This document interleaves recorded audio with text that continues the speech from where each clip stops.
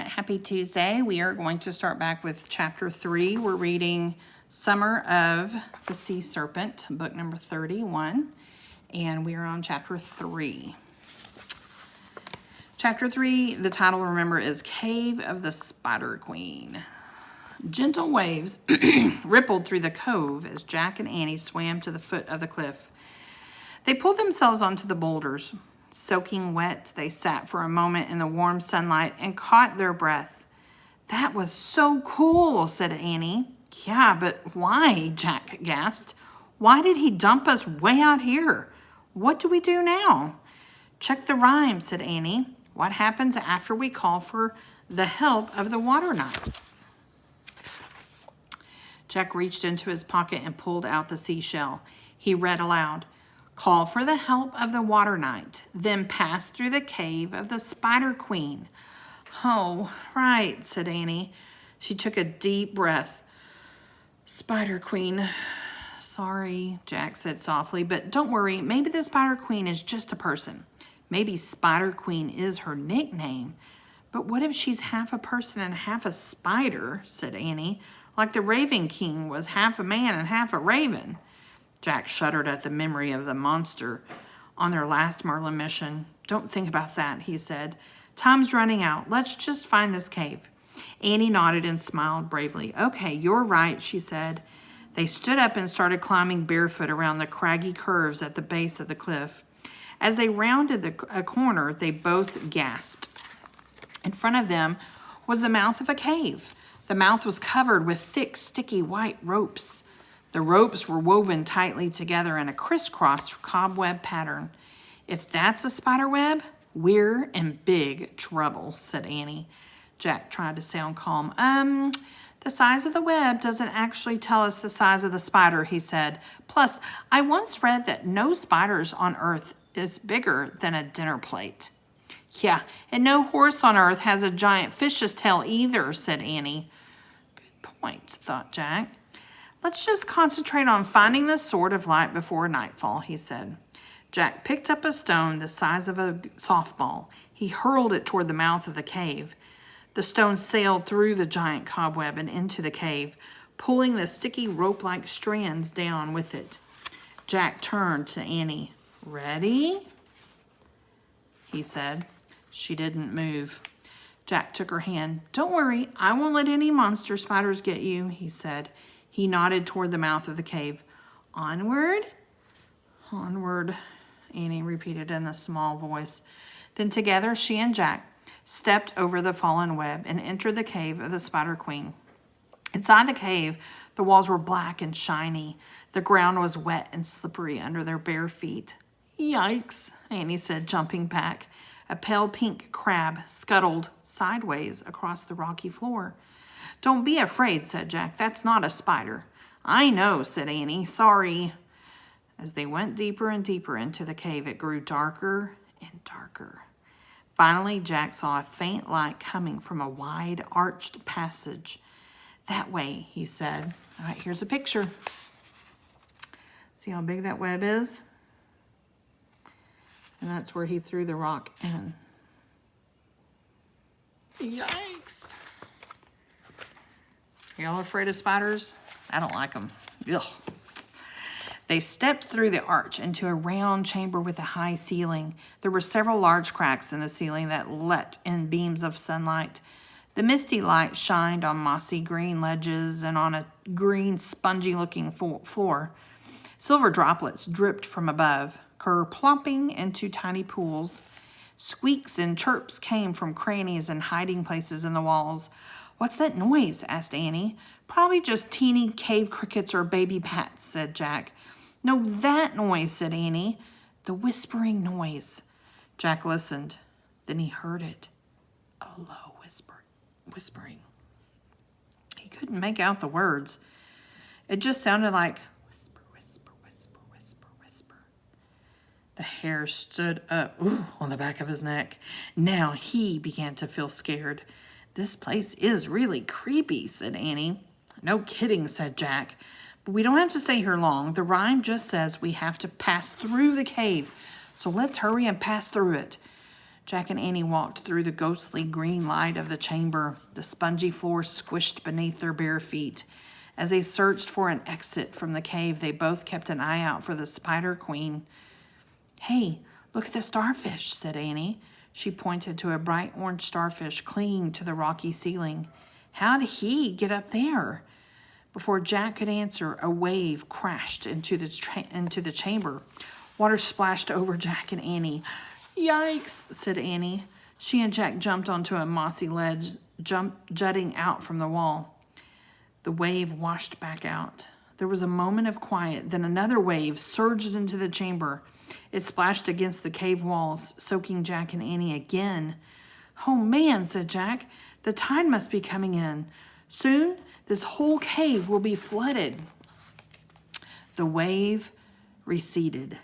For a moment, all was quiet again. "We'd better leave now," said Jack. "Quick, go back the way we came in." Jack and Annie jumped down from the ledge, but before they could escape, another wave crashed into the cave. This one swept them off their feet and pulled them down into the foamy water. Jack grabbed Annie's hand, fighting the swirling current. They climbed back up onto the mossy ledge. The water churned and gurgled around the chamber. "We can't go back the way we came in," said Jack. "The waves will just keep knocking us down and we'll get caught in the current." So here they are. See, that's where the waves are coming in from, and they're up on this ledge. "Maybe we can get out through that crack," cried Annie. She pointed to the widest crack in the cave ceiling. It was high above the swirling water. "It's too high," said Jack. "We can't get up there." He looked frantically around the flooded cave, searching for another way out. Suddenly, he froze in horror. Clinging to a ledge near the ceiling crack was the Spider Queen. She had 8 red, glowing eyes. She had 8 long, hairy legs. And she was much bigger than a dinner plate. The Spider Queen was bigger than Jack.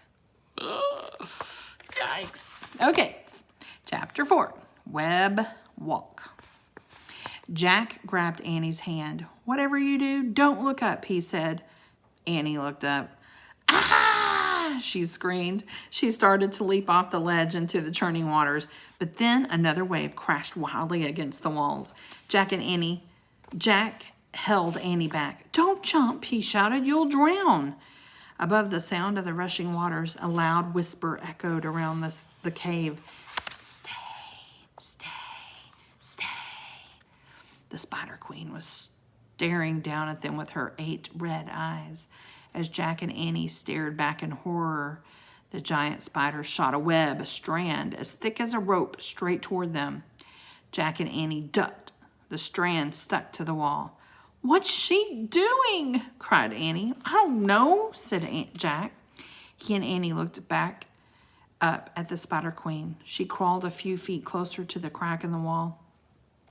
She stared down at them for a moment with her glowing eyes, then shot out another thick rope strand. "Watch out!" shouted Jack. He and Annie ducked.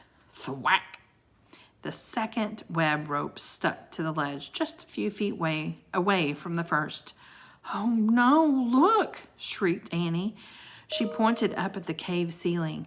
The monster spider was zigzagging between the 2 strands of her web. She was heading straight toward them. Jack and Annie screamed and pressed themselves against the wall. "We have to leave," cried Annie. But before they could make a move, another wave crashed into the cave. The water swirled with ferocious force around the chamber. "We can't leave," cried Jack. "We can't stay," cried Annie. "Wait, wait, wait," whispered the Spider Queen. The giant spider kept zigzagging between the 2 lines, spinning more web, coming closer and closer and closer to Jack and Annie. They watched in horror, unable to speak or move, but just when she came close enough to touch them, the Spider Queen turned and scurried back up to the ceiling, leaving a giant web ladder behind her. Oh. The Spider Queen stared down at Jack and Annie with her 8 red eyes. "Climb, climb, climb," she whispered from her spot on the ceiling. "I think she wants to help us," said Jack. "No, she just wants to trap us," said Annie. The spider whispered again, "Climb, climb, climb." Something about her voice made Jack feel certain the Spider Queen wanted to help. "She doesn't want to hurt us," he said. "She wants to help us escape. Besides, we don't have any choice." The water was rising higher and higher over their ledge. It was swirling above their ankles now. "We have to climb her web," said Jack. "I'll go first." He reached up and grabbed one of the spider ropes. It felt damp and sticky. He pulled himself onto the bottom strands of the web ladder. "Grab on," he shouted to Annie above the roar of the water. "We have to get to that crack in the ceiling." Annie grabbed one of the web ropes. "Ew," she said. "It's gross." "Just climb," said Jack. Holding tightly to the sticky strands, Jack and Annie began making their way up the Spider Queen's web ladder. The web swayed and stretched, but it was sturdy enough to hold their weight. Its stickiness kept them from slipping and falling. Crawling and climbing, they moved higher and higher above the crashing waters.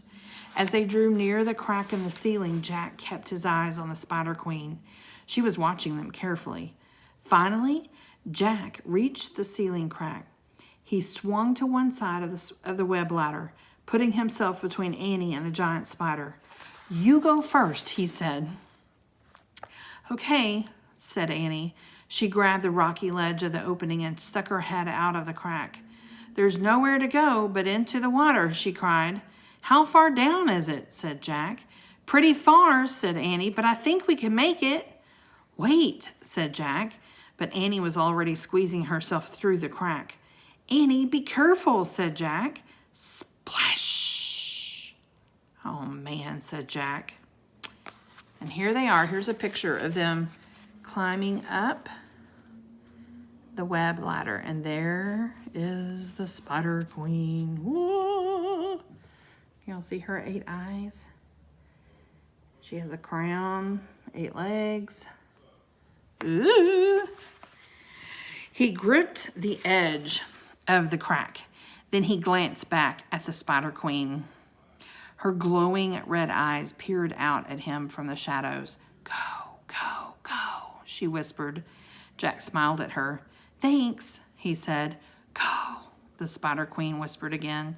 Jack pulled himself out of the darkness onto a narrow rocky ledge. The bright sun sparkled on the blue water of the small cove below.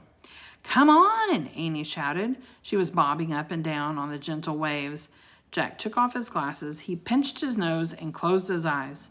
Then he jumped off the ledge. Woof! So they made it through the Spider Queen's cave. All right, tomorrow we will begin on chapter 5. It's called Bara Bara. So, I wonder what's going to happen next. Glad you are with me today. I'll see you tomorrow. Bye-bye.